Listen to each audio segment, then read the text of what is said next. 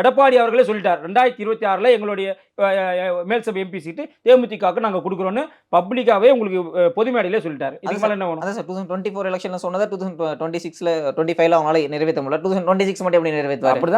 அப்படிதான் சார் பண்ணுவாங்க. இப்போ முடியல, அடுத்த ஒரு வாய்ப்பு கொடுக்க அப்போ போறாங்க. ஒருத்தர வந்து மாத்தி மாத்தி முதுகு குத்துற மாதிரி தானே யாருக்கு சொல்ற இது முதுகுல குத்துறது கிடையாது சார். இது முதுகுல குத்துறதா இருந்தாக்கா இன்னைக்கு அவங்க எங்களுக்கு ஏடிஎம்கே கூட்டணியே வேணான்ட்டு போயிட்டு இருப்பாங்க. யாரு அவங்க பண்ணிருக்கணுமே, அதை பண்ணல அவங்க. ஏன்னா அவங்க அப்படி நினைக்கல.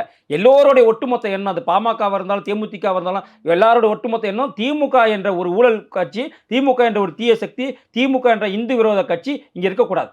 தமிழகத்தை விட்டு விரட்டி அடிக்கப்படணும். இது ஊழல் கட்சி, இது குடும்ப ஆட்சி நடக்கிற ஊழல் கட்சி, தேச விரோத கட்சி. இதே தமிழகத்திலிருந்து விரட்டி அடிக்கணுங்கிறதுக்காக அந்த எங்களுக்கும் சரி அவங்களுக்கும் சரி நாங்கள் இத்தனை சீட்டு அத்தனை சீட்டுங்கிறதெல்லாம் மறந்து திமுகவை விரட்டி அடிக்கப்பட வேண்டும் என்ற ஒரே கொள்கையில் இணைந்த மெகா கூட்டணி இது. இதை யாராலையும் உடைக்க முடியாது. 2026ல் இந்த கூட்டணி தான் ஆட்சி அமைக்கும்.